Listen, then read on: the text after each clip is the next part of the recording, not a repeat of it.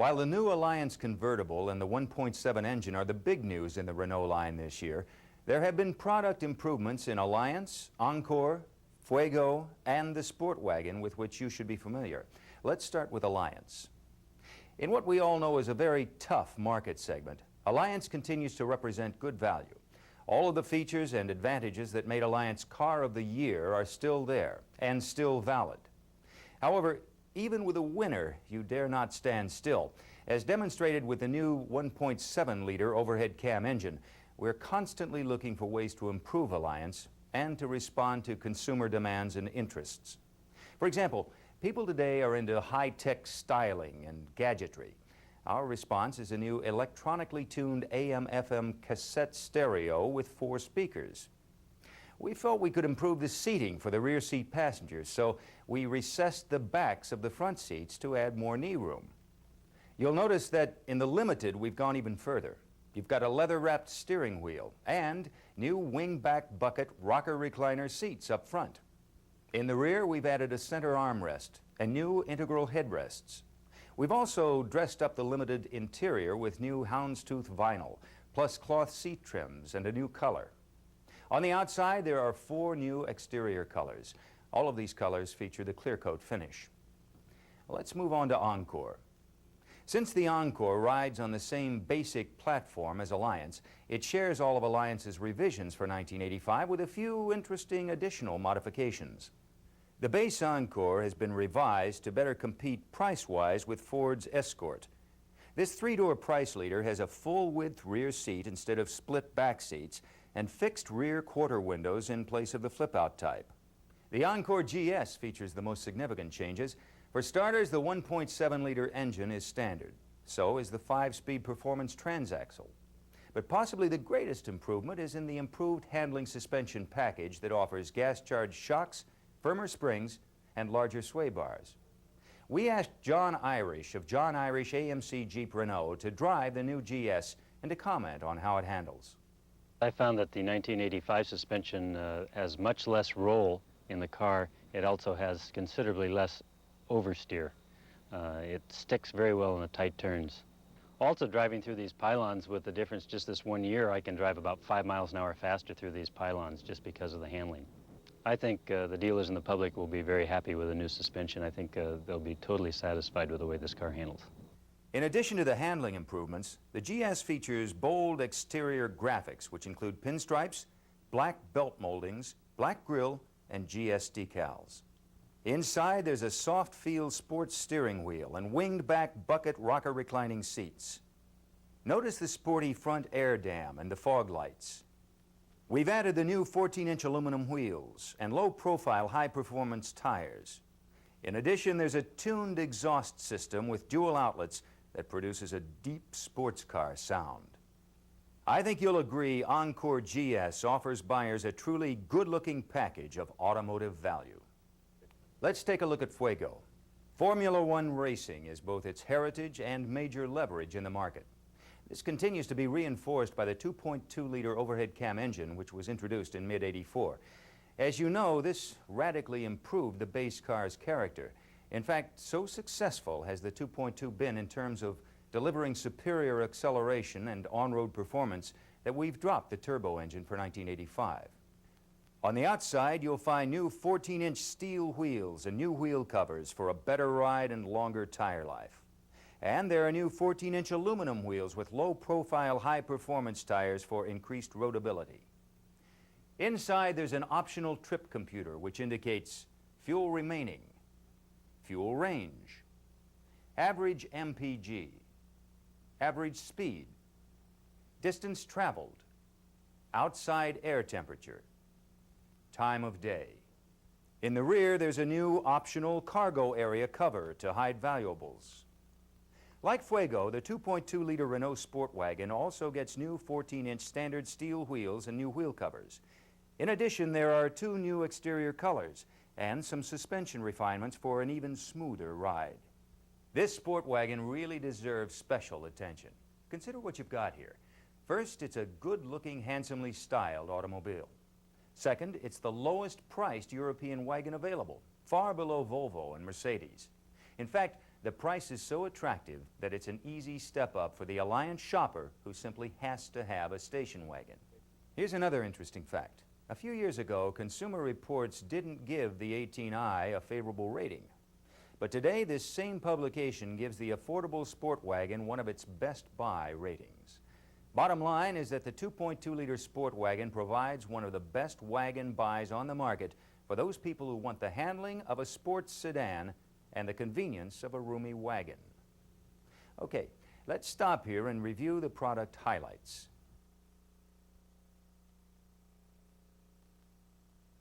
Several years ago, we introduced a probe technique designed to help you identify and understand a customer's true buying motivations.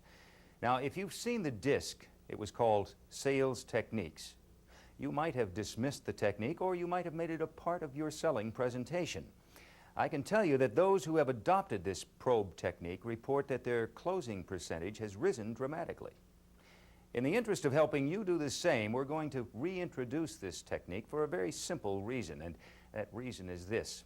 In today's competitive market, with people playing one brand against the other, with price shoppers and price hagglers becoming more and more common, you need an edge. You need something more than just a nice personality, a great product, and a good price to convert lookers into buyers. If you're willing to pay attention to what follows, I can assure you that you'll learn something that in many instances may provide you with the ability to turn those near misses and be-backs into definite sales. If you're ready, here goes. As any student of sales, and I'm referring to any type of sales, will tell you, selling is essentially the process of satisfying needs. If you look closely, you'll find that the basic message in any sales message, be it presented in an advertisement or by a salesperson, is built around the recognition of one unassailable fact, and that fact is this. People make purchase decisions to satisfy needs, and if you're going to be the person on the sales end of those purchase decisions, you better find a way to discover just what those needs are and then sell to them. Too often in this business, we assume that price is the determining factor in a sale. Based on the amount of price haggling you're faced with these days, you might be inclined to agree. However, the fact of the matter is that price alone is not what motivates someone to buy a car, or anything else for that matter. To illustrate this principle, think of a tall glass of water with a $5 price tag on it. An outrageous price, right? To most people, yes, but consider the man dying of thirst in the desert. Would the glass of water be worth $5? You bet. Now, consider the man who finds a $5 glass of water too expensive but looks at a fully loaded Fuego and says to his wife, "It's worth it." The question we're faced with is what makes a Fuego worth it to a person and a $5 glass of water outrageous? The answer is needs. And the point we're trying to make is that the price a person is willing to pay for something, its perceived value, is directly related to how well that product appears to satisfy the individual's needs. Now, this is not a brand new piece of information. Every good selling organization is dedicated to trying to prove that their product or service fills a need. The business of selling automobiles is really no different, at least in principle. Chances are you accept our logic to this point. However, here's where you can get tripped up. Too often, when we're on the selling floor asking about a prospect's driving needs, we ask questions like, who will be driving the car? How much driving do you do? Are you concerned about fuel economy? While no one is about to suggest you stop asking these questions, we are going to suggest that the answers don't reveal needs. What they reveal are a person's functional requirements. Needs, at least the kind of needs that motivate people to make automotive purchase decisions, are much more profound than wanting a particular color or demanding a special interior or getting turned on by options. People make purchase decisions. They choose one product over another because in the course of the sale they become convinced that what they buy will satisfy their needs. At this point someone might say, wait a minute, isn't price sometimes the motivating factor? Let me answer that by giving you an illustration. Let's say that a husband and wife decide they want a reliable television set that will give them a really good, sharp picture. Further, let's assume they go shopping and find two major brand sets that both have the same features. However, this one is priced $50 less than the other. Assuming both sets will perform equally as well and provide the same excellent picture, then price will likely become the deciding factor. However, what if our couple were to discover that this cheaper set receives only half the channels and that its picture quality is highly unreliable? Chances are they'd select the other set. Why? Because the first one does not satisfy their needs, even though it's cheaper. In this case, the lower price is not going to motivate a purchase decision because the set itself doesn't satisfy the customer's needs. I recognize, of course, that this is not news to you. We offer it only to illustrate a fundamental sales truth. People make purchase decisions on the basis of how well the item or service will satisfy their needs. Now that brings us to the key question. What kind of needs motivate someone to buy one of our Renaults over a competitive model? And the answer to that is going to differ with every customer. As a case in point, the needs that motivate a person to buy a used car are probably going to be a lot different from the needs that motivate a person to purchase an Alliance Limited. Your job is to find out just exactly what each prospect's real needs are and then prove to him or her that your car satisfies those needs better than any competitive vehicle. And that brings us to the most important question. How do you determine what those needs really are? How do you get to the hot button? Well, if you've seen the Sales Techniques disc, you probably know the answer. If you haven't seen it, or if you forgot the technique, we're going to demonstrate it again now. What I'm going to do is ask 3 questions. You may want to reword them to suit your personal style, but the essence of the questions should be the same. Okay, let's say you've discovered that the customer is interested in an Alliance or Encore. At an appropriate point, hopefully within the first 5 to 10 minutes, you lead into the first of the 3 probe questions like this. Mrs. Campbell, let me ask you something which I think will help me help you decide if this is the car for you. What would you say is the one thing you want or demand most in any vehicle you might buy? Dependability. Consider what this woman has just told me. I asked her, what's the one thing you want or demand most in any vehicle you might buy? Her answer had nothing to do with color or trim or even front-wheel drive. She said, dependability. What she's told me is that no matter what else the car has, she must believe that it's dependable before she's going to make a purchase decision. Now, I could stop here, but I want to be sure that I understand what she means by dependability. So I ask her the second question. Mrs. Campbell, what do you mean by dependability? A car that I can rely on, because I have to be out on the road nearly every day, and I have to have something that I can rely on. Okay, now I ask the third question, and listen to this one very carefully. Why, of all the things you might have chosen, is dependability your number 1 priority? Well, because I was having so many problems with my other car breaking down on me, and I wasn't able to get to where I was supposed to get, and missed some very important appointments, and it is very important to me. Did you notice what happened? By asking just 3 basic questions, I was able to get the customer to articulate what she perceived as her primary automotive need. More than that, do you know what I heard her say? I heard her say, prove to me that your car is dependable. Convince me that the price reflects the degree of operational quality that I want and need in my car. Assure me that the car will be one less thing to consume my valuable time. If you were in front of that customer and were to address your presentation to these concerns, you would greatly increase the odds of making the sale. Why? Because you'd prove that your Alliance or Encore satisfies or even exceeds her need for dependability in a quality automobile. Having done that, you'd find that you'd have gone a long way toward convincing her that the value of your car is equal to the price on the window sticker. And if you accomplished that, the customer would not be as inclined to get into a long haggle over the price. Result? You'd hold a better gross. And that, need it be said, is something that would make everyone in your dealership happy. Okay, let's go through the 3 questions again. What would you say is the one thing you want or demand most in any car you might buy? Performance. Now, were I to stop here, I might assume that by performance she's talking about acceleration or handling. Since I'm not sure, I ask the second question. What do you mean by performance? Not having any trouble on the highway. Good thing I asked the second question. To her, performance means reliability. Okay, now the third probe. Why, of all the attributes you might have chosen, is performance your number 1 priority? Seen cars off the side of the expressway, and it always frightens me to, to think that if I was out driving, especially by myself, that I would have problems. And being that it runs well and good mileage.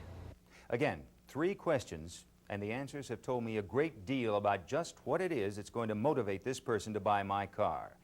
If I were the salesperson in this situation, I'd know exactly how to focus my sales presentation. Virtually every point I'd make would relate directly to reliability. To illustrate the value of this technique in identifying a person's real hot button, I'd like to show you a series of interviews we did with a demographic cross-section of Alliance and Encore owners. All of these people had owned their cars for at least 6 months. Very simply, we asked them what they liked best about their cars. Now, before I show you how they responded, I'm going to give you a chance to call on your experience with customers and see if you can identify what they considered the 3 things they like best. Okay, here's a list of responses. Which feature do you feel our people mentioned most often? Read over the list and then make your selection. Well, I like the looks of it. It looks like a little foreign car. It's not really that expensive. And I suppose gas mileage. The economy, the maneuverability of the car. I just weave in and out and find I'm able to park in smaller spaces than I was accustomed to, and the comfort of the car too. The body style, the ride, and it's compact, it's small, but it's got very roomy. Well, I like the styling of it. I like the mileage that gives me, and I think my car likes me too. What do you mean by that? Because it's always, it's whenever I want to get in it, crank up, no problem. I haven't had any problems yet. I don't think I'll encounter any. So many of the smaller cars out. I have friends that own small cars, and I feel you're practically sitting on the road, in my opinion. And in the Encore, I don't feel like I'm sitting on, driving down the road. I don't feel like I'm just sitting on the road. I like the way it handles on the road. It's a nice, smooth drive, and I like the gas mileage. Once again, it's the gas mileage. I've had no problems with it whatsoever. And other people tell me that they like it too, which makes me feel good that I bought it. The economy, the drivability of the car, and the looks of the car. The gas mileage, the way it handles, and the size. Well, 3 things. I like the way it looks, the styling. I like the comfort of it, the ride, and the economy. Well, I like the comfort of it. It's good styling. I get a lot of compliments on the way the car looks, and I've given a ride to a number of my friends and relatives and neighbors, and they seem to be very, very pleased and happy with it. And many of them told me that they're thinking themselves of getting a smaller car, and they would seriously consider the Alliance. And the economy has proved to be actually a good operation for me. Now, surveys might vary, but generally you find that Alliance and Encore owners will tell you that mileage, style, and comfort are what they like best about their Renaults. Based on this limited survey, you might assume that these 3 features represent the key customer hot buttons.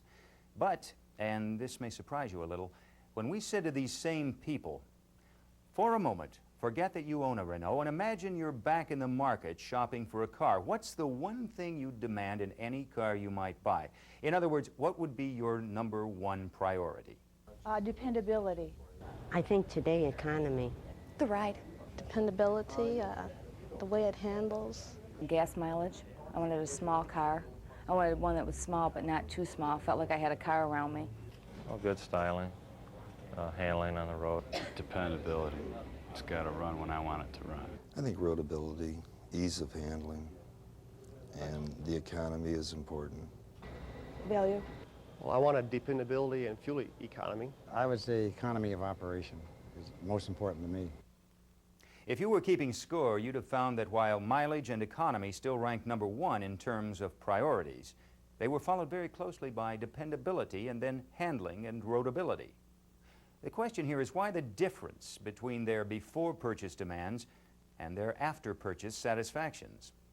The answer in the most basic motivational terms is that needs fulfilled and demands met are the basis of satisfaction and enjoyment.